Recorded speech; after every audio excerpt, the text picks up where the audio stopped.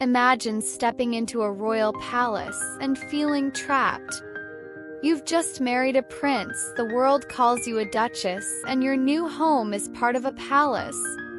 But instead of grandeur, you find narrow corridors, low ceilings, and a garden barely big enough for a picnic.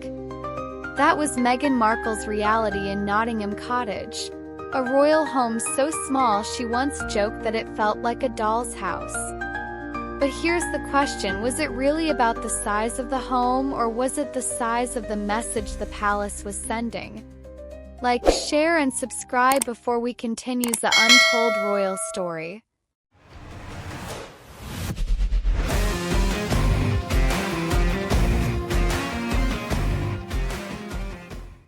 Nottingham Cottage, or Not Cot as royals call it, sits on the grounds of Kensington Palace.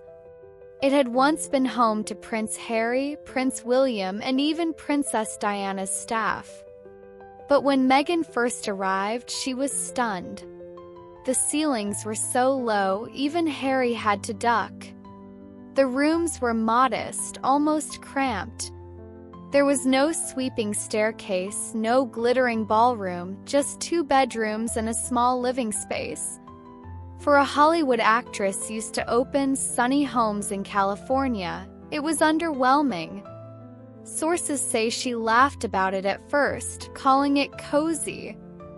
But behind closed doors, Meghan reportedly told friends she felt like she was being boxed in.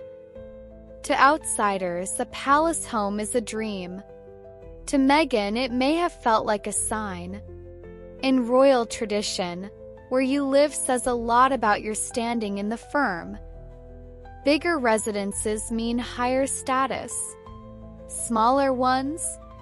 They can feel like a gentle reminder of your place. And Meghan had just married into the royal family, yet instead of a grand apartment, she and Harry were given a staff cottage.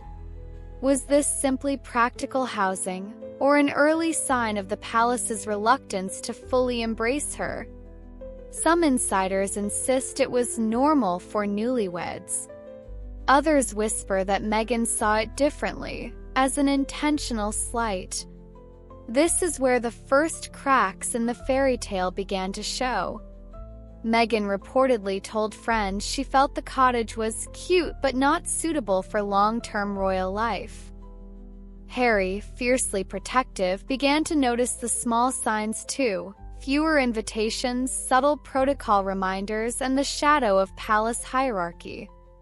When compared to William and Kate's sprawling apartment 1A, with 20 rooms and staff quarters, Not Cot seemed like a different world entirely. And slowly, the conversation in private shifted from "this is fine for now" to "why are we treated differently?" The tiny palace home story may sound trivial, but it was one of many moments that built the road to Megxit. Feeling undervalued. Feeling isolated. Feeling that no matter what they did, they would never be truly equal within the royal structure. Not Cot became a symbol of that frustration. A reminder every morning and every night that they were close enough to the palace to be controlled, but never close enough to truly belong. When you live inside walls that feel too small, eventually you start dreaming about breaking out.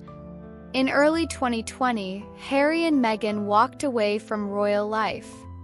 Some say it was because of the press. Some blame the family tensions. But others believe the little details, like being placed in a small cottage, told them everything they needed to know. A home is never just walls and a roof. It's a message. So here's the question for you.